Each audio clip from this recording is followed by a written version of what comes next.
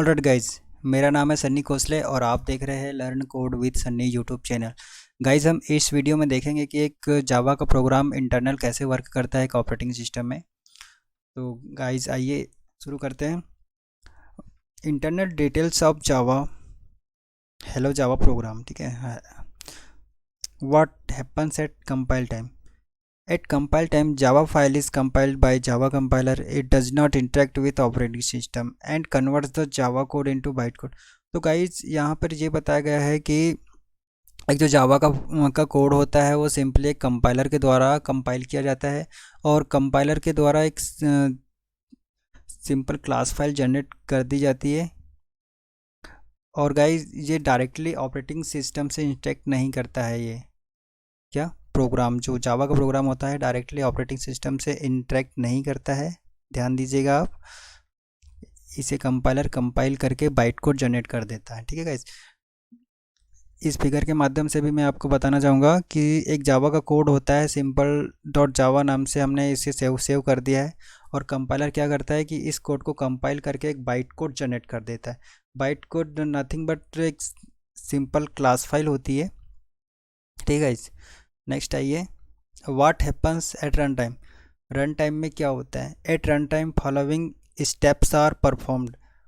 एक program run time में ये कुछ स्टेप्स दिए है, इनको परफॉर्म करता है एग्जीक्यूट होने के लिए। फर्स्ट है जो क्लास फाइल होती है, जो हमने क्लास फाइल बनाते हैं, जैसे कि सिंपल डॉट जावा के नाम से हम किसी फाइल को सेव करते हैं तो एक क्लास फाइल होती है। ठीक है गाइस, तो ये क्लास फाइल होती है। Then class loader, second step में क्लास लोडर आता है। क्लास लोडर क्या करता है कि ये जो क्लास फाइल होती है इसे सिंपली लोड करता है ऑपरेटिंग सिस्टम में। ठीक है, लोड करने के बाद में हमारी थर्ड स्टेप आती है बाइट कोड वेरीफाइड। जो बाइट कोड वेरीफायर होता है, बाइट कोड को सिंपली वेरीफाई करती है कि जो बाइट कोड लिखा गया है सारा सही लिखा है कि नहीं लिखा है, कोई मिस्टेक्स तो नहीं है।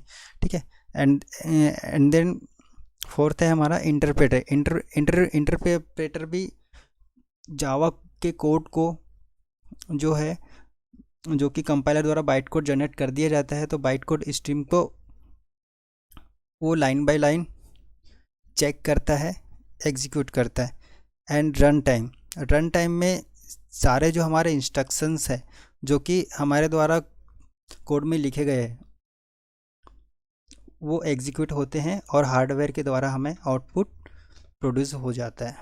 ठीक है गाइस, तो गाइस आई होप आप समझ गए होंगे कि जावा का प्रोग्राम रन टाइम में किस प्रकार से वर्क करता है। अब नेक्स्ट आइए आप, class loader. Class loader is the subsystem of JVM that is used to load class file. जो गाइस क्लास लोडर होता है वो सबसिस्टम होता है जेवीएम का, जिसका यूज़ क्लास फाइल को लोड करने के लिए किया जाता है। एंड देन सेकंड पॉइंट है हमारा बाइट कोड वेरीफायर। जो बाइट कोड वेरीफायर है, check the code fragment for illegal code. जो सारा कोड होता है उसके फ्रैगमेंट को चेक करता है कि कोई इलीगल कोड तो नहीं है। ठीक है, आप सिंपली ये जान लीजिए कि जो बाइट कोड वेरीफायर है, बाइट कोड को वेरीफाई करता है ताकि कोई इलीगल कोड वहाँ एग्जिस्ट ना हो। ठीक है गाइस, और नेक्स्ट आइए interpreter. Read byte code stream then execute the instructions. जो इंटरप्रेटर है वो हमारा जो बाइट कोड स्ट्रीम है उसको एग्जीक्यूट करता है, जो कि उसके अंदर इंस्ट्रक्शन हमारे द्वारा लिखे जाते हैं, उन सारे इंस्ट्रक्शंस को एग्जीक्यूट करने का काम करता है इंटरप्रेटर। ठीक है, अब मैंने कुछ क्वेश्चंस उठाए हैं जो कि आपको भी जानना ज़रूरी है। ठीक है गाइस, तो फर्स्ट क्वेश्चन है हमारा, can you save a Java source file by other name then the class name. इसका सिंपल मतलब ये है कि क्या आप कोई जावा के प्रोग्राम को जो क्लास का नेम है, क्लास के नेम को छोड़कर कोई और नेम से सेव कर सकते हो? तो हमारा आंसर रहेगा हाँ, कर सकते हैं। Just if the class is not public, अगर क्लास पब्लिक नहीं है तो हम किसी और नाम से सेव फाइल को कर सकते हैं।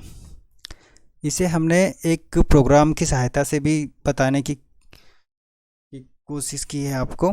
तो देखिए, हमने एक सिंपल प्रोग्राम बनाया है जो कि क्लास नेम है इसका सिंपल, और हमने सिंपल इसे सेव कर दिया हार्ड डॉट जावा के नाम से। एंड देन कंपाइलर क्या करेगा, ये सारे कोड को कंपाइल करेगा और सिंपली एक बाइट कोड जनरेट कर देगा, मतलब एक बाइट कोड वाली file, simple dot class file. ठीक है। फिर हम जब इसे कंपाइल करेंगे तो देखो, कंपाइल में क्या करेंगे, हम जावा सी हार्ड डॉट जावा लिखेंगे और फिर देन आएगा हमारा एग्जीक्यूट का, तो जावा सिंपल। तो गाइज़ आप यहाँ पे ध्यान दीजिए कि हमने जब कोड को कंपाइल किया है, ठीक है, कंपाइल किया है तो हमने क्या लिखा है, जावा सी हार्ड डॉट जावा। हार्ड क्या है, हार्ड जो सोर्स फाइल का नेम है, जिस नेम से हमने सेव किया है उसको लिखना है। वहाँ पे कंपाइल करने के वक्त सोर्स फाइल का नेम लिखेंगे और डॉट जावा करके एंटर मारेंगे। ठीक है। एंड देन फिर हम एग्जीक्यूट करेंगे, तो एग्जीक्यूट करने के लिए हमें क्लास का नाम ही लिखना पड़ता है। जब तक हम क्लास का नाम नहीं लिखेंगे तब तक वो एग्जीक्यूट नहीं होगा, हमारा आउटपुट नहीं आएगा। ठीक है। तो आपको ध्यान देना होगा कि आपको क्लास के नाम से एग्जीक्यूट करना पड़ेगा। ठीक है गाइस। तो आई होप गाइस आप समझ गए होंगे कि एक जावा का प्रोग्राम किस प्रकार से रन करता है। ठीक है गाइस। हम आने वाली वीडियो में डेटा टाइप्स वगैरह लाएंगे और डेटा टाइप्स पढ़ेंगे, कितने प्रकार के डेटा टाइप्स होते हैं, कैसे यूज होते हैं। और मैं बहुत जल्द प्रोग्राम्स की प्रैक्टिकल वीडियो भी लाऊंगा, क्योंकि मैं चाह रहा हूँ कि बहुत जल्दी प्रैक्टिकल वीडियो लाऊं और आपको प्रैक्टिकल सिखाऊं इसका। ठीक है। Okay guys, thank you. Like share and support my YouTube channel. Thank you.